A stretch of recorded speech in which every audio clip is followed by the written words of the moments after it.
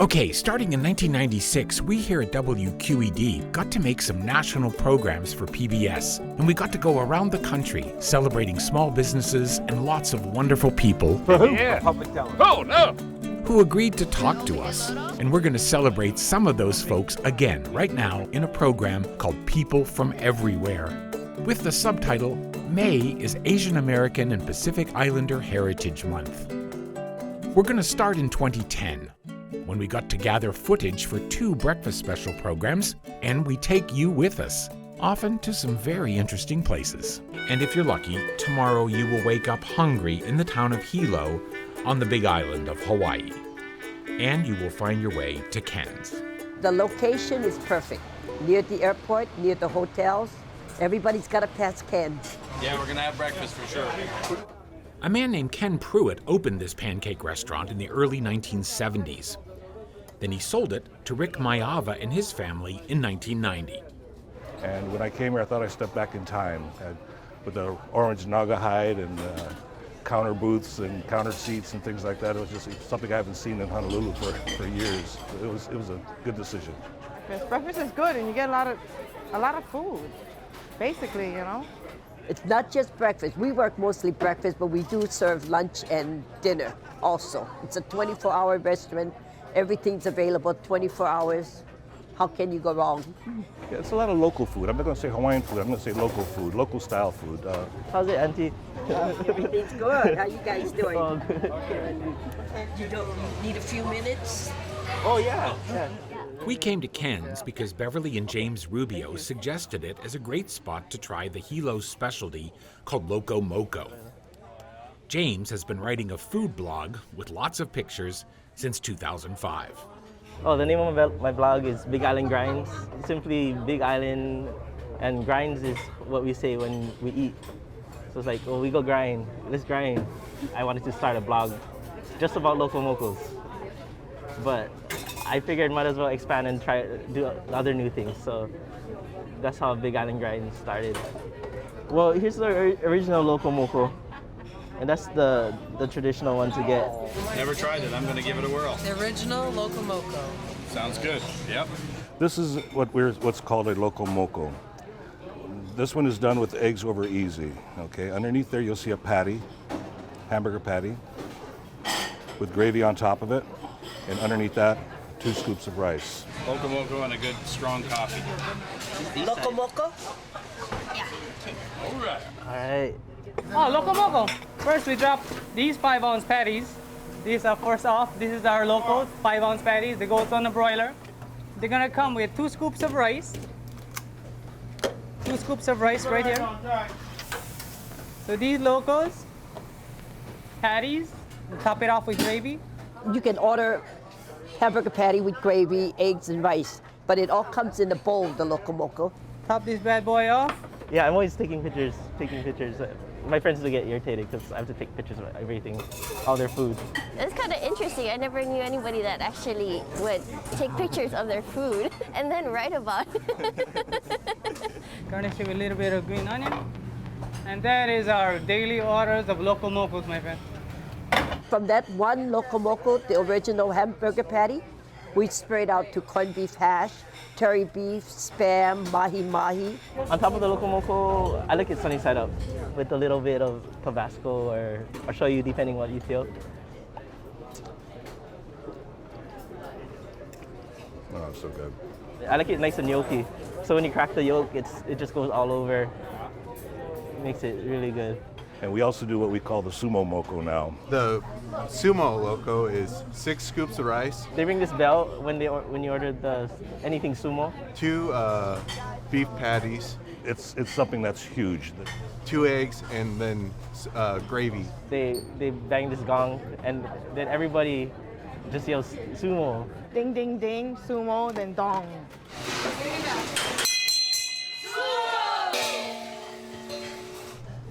This is sumo!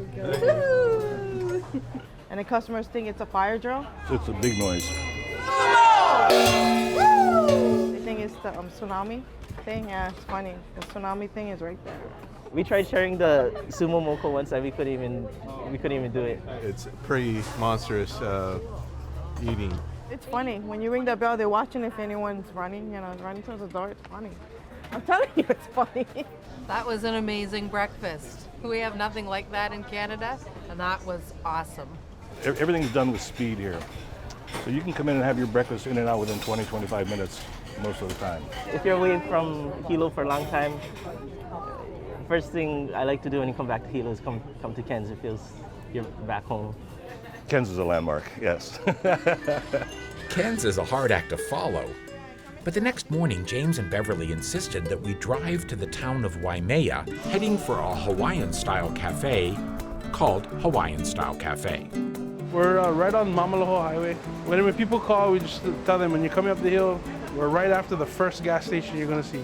I used to teach piano before, so one of my piano students, he's an adult student, he told me about this place. So I had to tell him about it because he's a foodie. I'm down. I'm down for some research. First time I came here, somebody said, go to Hawaiian Style and have breakfast. Okay. And I sit here by myself at the counter. Well, this counter's been here forever. You can see everybody around. It's good. A lot of locals. It's a hangout. I love this counter. You can see everybody, just good energy here. We talk to people on the counter. If we help out, we take the plates for the waitresses. We just stopped in because we wanted something that had a Hawaiian style to it, and this is called the Hawaiian Style Cafe. So Can't get any better than that. Yep. In actuality, the whole place here, it's sort of functionally obsolete, but we make it work. Guy Kao'o and his sister Jan have owned and run this place since 2005. When people come in, and they see, our menu, they're always asking like, oh, what's this, The first plate came and I was like, oh my God. And all the locals were laughing at me. They're like, okay, she's a new one. I usually get bacon, but I'm being good today. I got fish and eggs and lettuce. So I've been hooked ever since. I get a craving to come here. Today we got fish and eggs. Got mahi-mahi and eggs, hash browns, rice. Kalani Guerrero is chef here. He came back home after culinary school. The cuisine over here in Hawaii is, we have people from everywhere, so everybody has their input. So we try to get on our menu, and our specials is from everybody here. You eat what you want. I ordered the Kahlua hash. All right, here we have the kalbi ribs, which is a Korean type of teriyaki beef. it doesn't matter what you eat here. You get plenty of it, and it's really good. Adam and I ordered the light breakfast, and I just had to order the fried rice on the side because it looks so good. And pancakes. And pancakes. One of the biggest pancakes you can get on the island. I ordered bacon and eggs and hash browns. Same here. I love their local mocos over here. We got a good sized local moco. Is that what you usually get? Yeah. Have you ever had the Big Moke?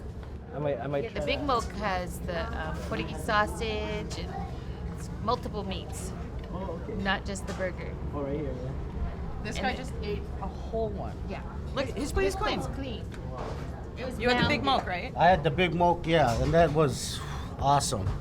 Good stuff. You know, best place right here. We got a lot of variations on the local moco. Whatever you want, we'll put it on a local. I'm thinking maybe try that Mocosaurus. It looks pretty good. For us, there's no rules here. Breakfast, you can have breakfast throughout the whole day. If we were open at night, you can have breakfast in the evening. I got the Mocosaurus, and it's hard to tell what's in here, but under there, there's some fried rice and chicken cutlet. Over here, a really nice homegrown beef patty. Spam, of course. I think, 2 slices of spam, 2 eggs, grilled onions, green onions. Here. Kahlua pig. That looks good. That's the Mocosaurus. And your pancakes. Oh, and these small little pancakes here. You know, you walk out of here, you know, if you're still hungry, then I don't know. It was amazing. It was huge. Best meal the whole trip of Hawaii. It's Hawaii. It is Hawaii. It is aloha. You come here, If you have something planned afterwards, forget it, because you just eat and then go home, go fall asleep. We love food here in Hawaii, you know. Hawaiians, make people happy. We take breakfast seriously here. Obviously, they take breakfast seriously, but food from all cultures can unite us in a most American way. In 2015, we ended up on the West Coast, where we'd heard about a place that would be perfect for our program called A Few Great Bakeries. It doesn't matter where you are.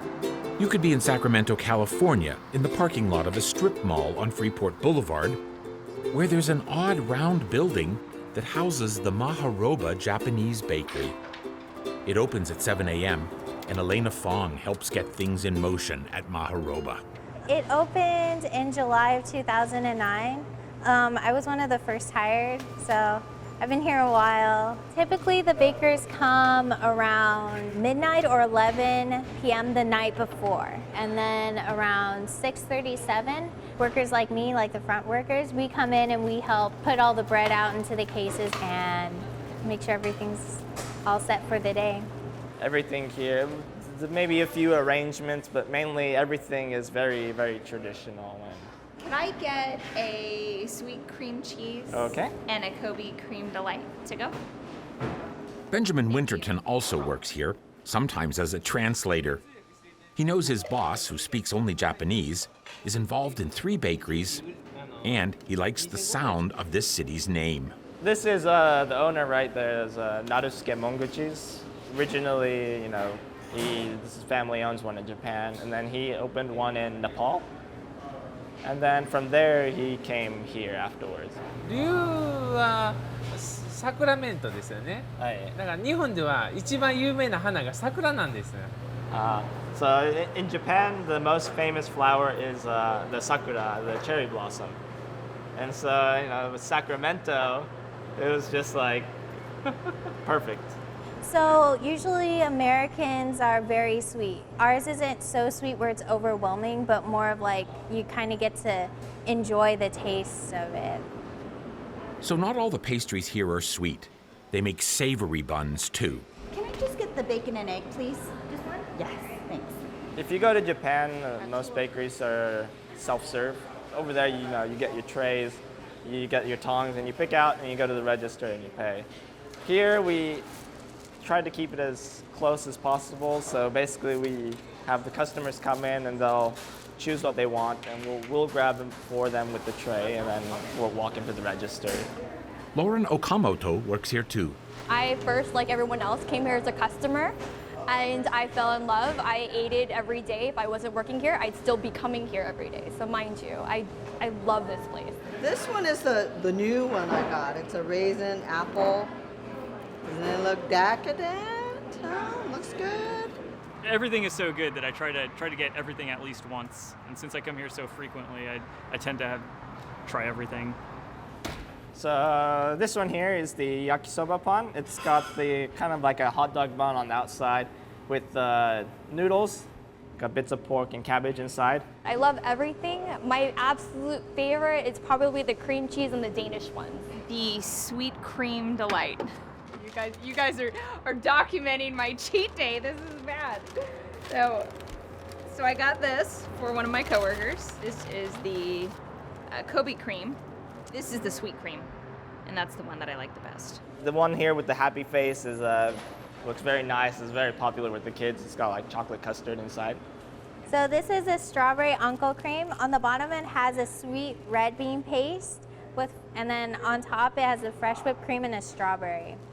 This is very good. I feel like it's a very good combination of Japanese and American style because red bean paste is a very traditional ingredient in Japanese pastries. And so adding the whipped cream and the strawberry, kind of like a little strawberry shortcake kind of feeling to it, just because Monguchi's has been doing it so long and he knows it like the back of his hand. I'll take 3 Kobe creams. This one here is the Kobe cream, our most popular one here in the store.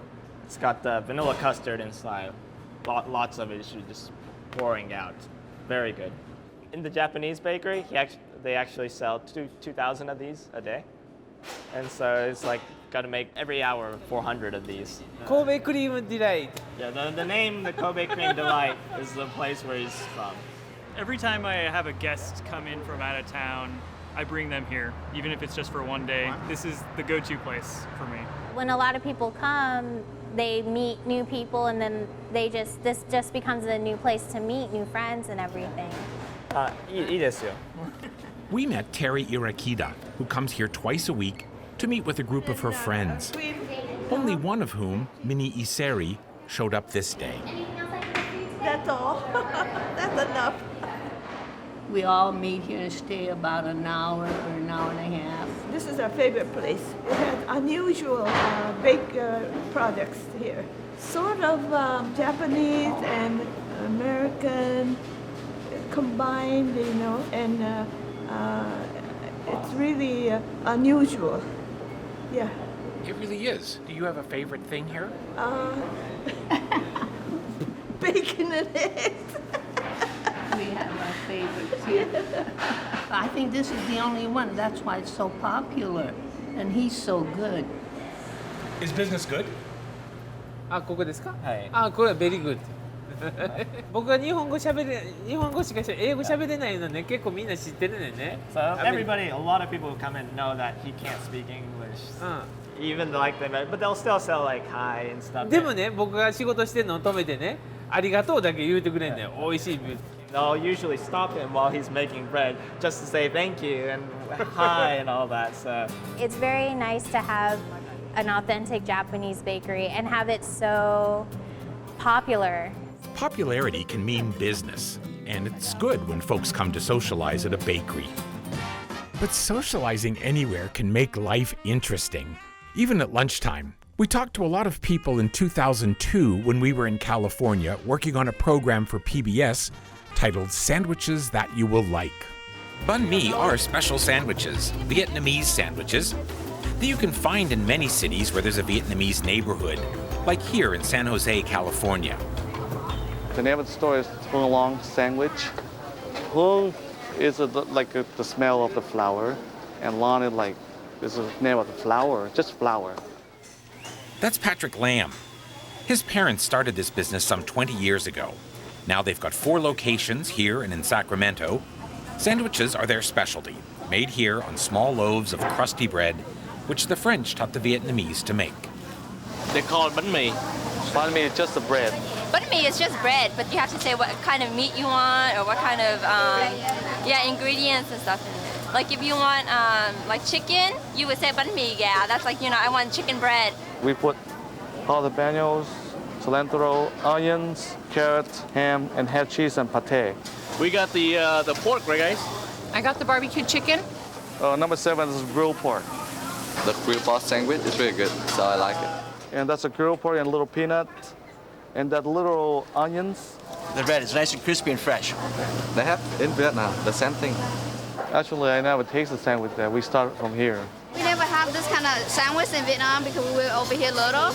Well, in Vietnam, I never had this kind of sandwich because we're so poor. At first, then they cut the bread, and they put the house butter, and then they put the meat in, and then all the vegetable, and the little spicy, salt, pepper, and soy sauce, and wrap it up, and that's a sandwich. And this is like relatively inexpensive for us, so it's like $1.75.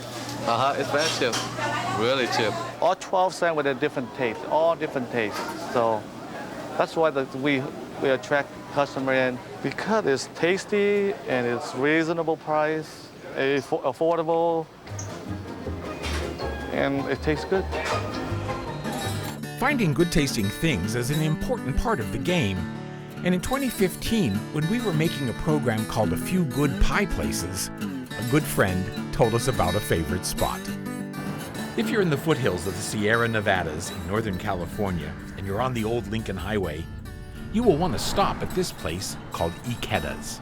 We are a roadside stand, roadside food stand with very fine wines, nice meats, and fantastic apple pies. They have the best pie in all of Placer County. We don't live nearby, so we're always traveling back and forth to a cabin up in Truckee, so we try to stop here. Yeah. On the way up, it was blueberry. On the way back, it's raspberry. They're really the best pies I've ever had. Glenn Ikeda has worked here since he was a boy. My parents started farming, in the 40s. They wanted to sell their fruits to the locals. We built this store here in 1970, but in the 50s, they were actually a little wagon on the side of the road is how they started. So it's about 50, 60 years we've been here. It used to be a little tiny fruit stand, and the pies are still great. I said, let's take some of that ripe fruit. We're already making too much jam and jelly, and we devised a way to make pies out of the fresh, ripe fruit.